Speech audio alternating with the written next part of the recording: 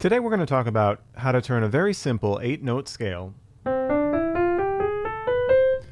into this.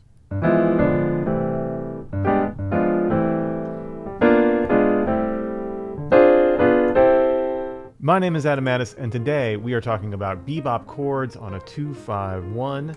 That's right, today we're talking about the 6th diminished scale and all the beautiful chord voicings you can get from it. A system that was developed and perfected by the genius Barry Harris, but you can hear this in the playing of people like Hank Jones and Oscar Peterson and George Shearing and Bud Powell. I mean, this is sort of the history of bebop chords right here in this one beautiful little 8-note scale. There is a PDF for this session. I encourage you to download that. That's right here in the description. Definitely download that PDF so you can follow along. And by the way, I do have a course on Open Studio called Block Chords Made Easy that deals with a lot of what we're dealing with today. More on that later. Here's what I'd like to talk about today. We are going to first establish how we can use the 6th diminished scale to create chords for 5-1 cadences. That's super important. It's the most basic thing there is. Dominant, tonic. We can use just this one scale to build chords that sound great on them. Then we can ratchet up the tension a little bit by borrowing on the dominant chord from the major chord. I know that seems weird, but you can do that and it creates this great tense effect that we can then resolve. Then we're going to add the 2 chord, which is just another way of adding tension before the dominant chord. And then finally, we're going to ratchet up the tension even higher by borrowing from a whole different 6 chord on that dominant chord. You know, that's the great thing about dominant chords is that they can ratchet up the tension. They can handle the tension because it all gets released, hopefully. So you likely already know what the 6th diminished scale is. If you don't, you can go on a deeper dive on my video in the description, all about the basics of the 6th diminished scale and how we can make chord voicings out of it. Just a little refresher here. It's an 8-note scale, just like a major scale, but with a half step between the 5th and 6th tones. It's important because if we build chords by skipping a note of this scale, we get a C6 chord. Now, for this entire session, we're going to use the structure of a locked hands voicing. By locked hands, I mean we're going to have 4 notes in our right hand. That's very important. And 1 note in our left hand. The 4 notes in the right hand is a voicing that's as close as could possibly be.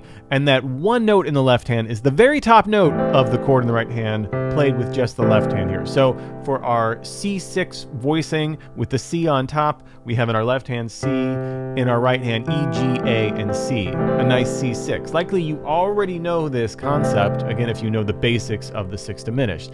Now, the cool thing about the 6th diminished, right? Here's our 6th chord, that's skipping every note from C. If we move every single one of these notes up that scale, the next chord is a D diminished. If we do that again, move every single one of these notes up the scale, the next chord is a C6 in a different inversion. If we do that again, move every single one of these notes up that 6th diminished scale, the next chord is an F diminished, right? Which is just a D diminished in a different inversion, right? Just a different inversion of the same diminished chord. We do it again, you're going to see the pattern here. That's a 6 diminished, 6 diminished. Oh my God, I think I just realized where he got the name from. No, but it is a genius way to structure voicings. And when we can move these in harmony, it creates a nice 5-1 tension and release. Why is it a 5-1 tension and release? Let's look at the D diminished here really quickly.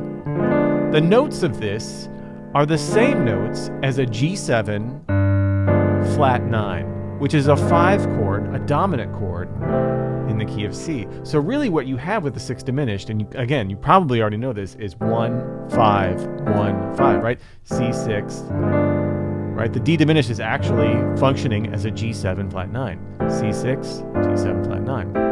Again, this is in my video for the basics of the 6th diminished. You can check that out in the description if you want to go on a deeper dive with that. All right, so you might already know that, but you might not know how to use these voicings in a 5-1 cadence situation. Now, we already have established that this is just a 1-5-1-5-1.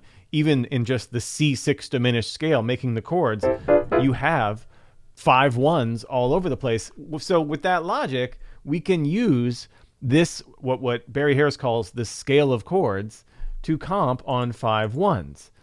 Check out this little exercise. So this is 5-1s using just the C6 diminished scale. So check it out here. Our G7, like I said, you can just use the D diminished. We're going to resolve down for this exercise. You don't have to resolve down, but we're going to for our work today.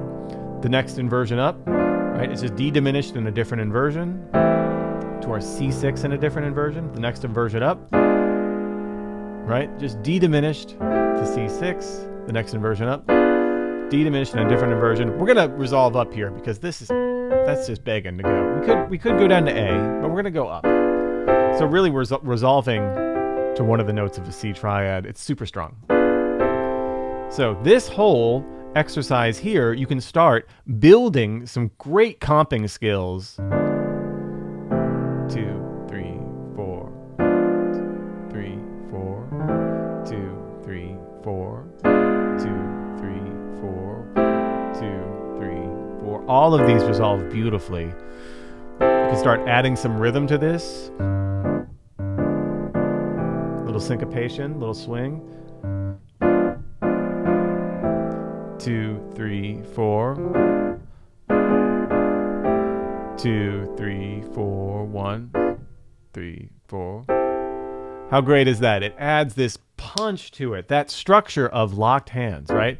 Of 4 notes in your right, 1 note in your left with that octave. It's really an octave device, an octave delivery device, you might think of it, is so effective. So just this exercise, just the 5 ones, using only the notes of the C6 diminished, can get you, really far as comping, because you're able to resolve just using this one scale of chords, right? By getting chords, skipping a note on this one scale.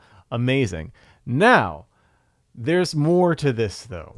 Okay, before we talk about borrowing and all the spice that can add, why don't you go ahead and click the like button if this is the kind of stuff you want to see here on this channel if you're digging it. And you might as well subscribe if you haven't subscribed already. Put the bell on so that you know when we're live. We go live all the time around here. Okay, let's add some tension now with some borrowing.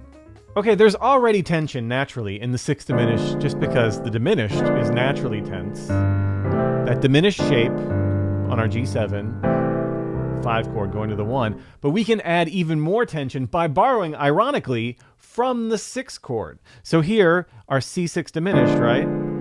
We have our D diminished shape. We can borrow up from the C6.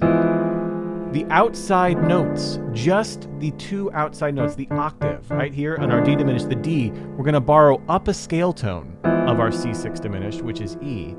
Listen to how tense that is, and then we can resolve that down. How gorgeous is that? You could put a little G on the bottom of it so you can hear the tension. Borrowing up, but just the octaves. Notice that the middle 3 notes stay the same. They still are this sort of F diminished shape so that we get that tension. And we can do this on every inversion. The next inversion would be like this F diminished shape, right? We can borrow up the scale, the C6 diminished scale, G, back down, rock it back down to the diminished, and land on that C6 shape. The next inversion, right, which is this like A flat diminished, we borrow up the scale, right? The next note in the C6 diminished scale is this A. It gives you a nice G natural 9 sound to a G flat 9 sound to a C6. Isn't that cool? And then the last inversion would be this B diminished shape, right? We can borrow up to C. Listen to that. So this whole thing will sound like this. 2, 3, 4. 2, 3, 4. The tension, the drama, right? Last one. And then, of course, let's add some rhythm to it.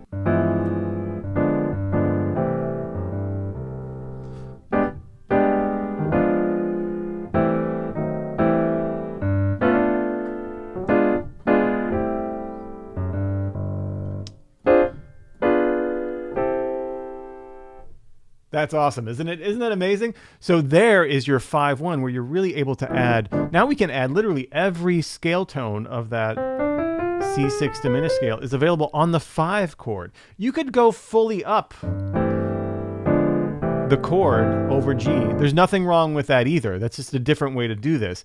This kind of hangs out more in that diminished sound, just borrowing, adding some tension. You can go all the way down, right? That's all borrowing with diminished shapes. How beautiful is that sound? Okay, let's add the 2 chord next. If you want to go on an even deeper dive of concepts like locked hands, drop to 6 chords, 6 diminished chords, check out my Open Studio course, Block Chords Made Easy. Just for viewers of this video, you can save 50% by following the link down in the description. Get that today to go even deeper on this very beautiful concept. So the 2 chord in a 2-5-1 in the key of C is fairly easy. For our bebop chord shape, we want to use an F6 shape, right? Just a D minor 7, literally the 1, 3, 5, 7 of D minor 7. For the sort of Barry Harris 6 chord things, we think about this as an F6 shape, right? The shape of it is an F major triad with the 6. And then we can go through all the inversions, and it just kind of makes everything easier to think about it in the terms of 6 chords. You can look up all the 6 chord videos I've done, and I have more coming out even next week for that kind of process. It makes things a lot simpler to think about because you're not thinking like 1, 3, 5, 7. It's just a 6 chord. Okay, so now we can put this 2 chord in front of our dominant chord, our G7 chord, and we've got a nice 2-5-1 in the key of C. Let's check it out. So here is a little exercise you can do, and again, in red, I've highlighted the notes that we're borrowing up from the C6 chord. So here's our D minor 7, and I've added some rhythm here that you can work on for this exercise. How great is that? Next inversion up. We've got our 2 chord, our D minor 7.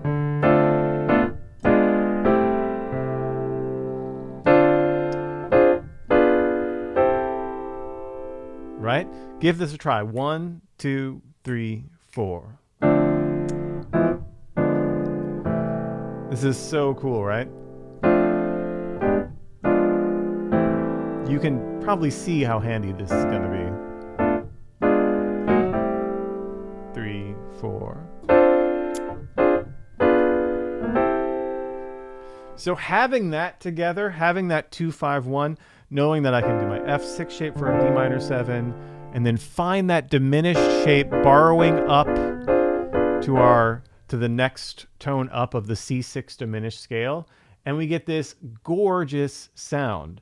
I can't recommend this exercise in all 12 keys enough, or at least in the keys that you play in most. Start simple. Start with what you can do. And you will feel super confident on these cadences. Now, I want you to stick around because we're going to ratchet up the tension even more by borrowing up from a different 6 diminished scale. Check it out. What is going on here? So this is the E flat 6 diminished scale of chords. Exactly the same as C, but we're going to go up a minor third. Right? So the E flat 6 diminished scale. It's like an E flat major scale, but with a semitone between the 5th and 6th tones, right? And if we want to make chords out of this, it's the same principle. We're going to use our locked hands, 4 in the right, 1 in the left. Everything is close. Octave delivery device. And we have E flat 6 diminished, E flat 6 diminished, E flat 6 diminished, E flat 6 diminished. Now, I want you to kind of notice something. Look at the diminished chords here. You notice anything familiar about these diminished chords? Anything from what we were doing before? Yeah, because the diminished shape is all minor thirds. The diminished chords here in our E flat 6 diminished scale of chords are the same diminished chords in our C 6 diminished, right? It's all D diminished, F diminished, A flat diminished, and B diminished, right? One kind of resolves to C. The other resolves to E flat.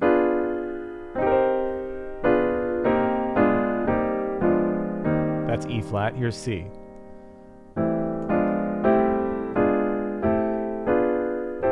Now, why does this matter at all? Why do we care about this? Because when we are playing our G7 chords, and we're playing those diminished, right? Those same diminished that are in C and E flat, and G flat and A too, by the way. But C and E flat are the only ones we really care about right now. Not only can we borrow up to the next tone of the C6 diminished, right? On our G7 flat 9, when we're playing that diminished shape, we can borrow up on the outside notes, leaving the inside 3 notes the same.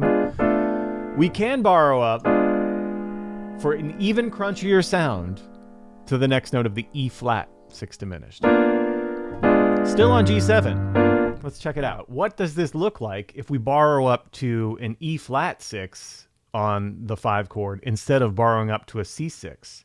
Well, we still have our D diminished sound, right, over G7, but now instead of borrowing up to the next tone of C6, which would be E, we're going to borrow up to E flat. Now, the cool thing about this is 2 of them are exactly the same as they are in C, but 2 of them are different, and they're kind of important. And the ones that are the same, it's kind of important that they're the same. It kind of keeps us grounded in the key. This first one is different. It's E flat now. So instead of a G7 with, borrowing up to G7's 13, which is E natural, it's a flat 13, right? It's a little bit crunchier, a little bit more tense. Right? Got that nice, E flat sound. Now the next inversion up is the same as borrowing up to C, right? It's a G natural, right? So we're on our F diminished, we borrow up to that G natural on the outside notes, and we resolve to C.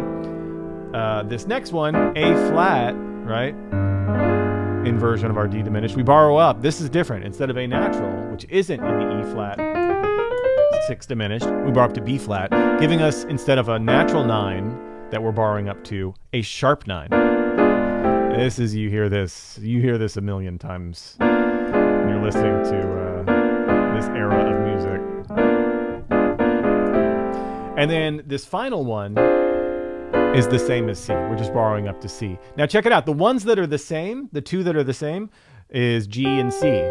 Kind of important notes in the key of C. Isn't that gorgeous? So now instead of this, you could do this. By the way, both are great. It just depends on what you want to do. How tense do you want it to be? You can use both, maybe. You can mix and match. You don't have to feel like, and now I'm on an E flat 6. We're not robots. We're using our ears. We're staying in the moment, but it's just 2 different colors. Let's see how this would look with our 2-5-1. All right, here we have the exact same 2-5-1 in the key of C that we did before, but instead of borrowing up on our dominant chords to C6, we're going to borrow up to E flat 6 diminished. And it gets a little bit more of a tense effect, a little bit more of that sort of minor against major rub that can be so effective. So here on our first 2-5, 2, 3, 4, next. Third one. Last one, and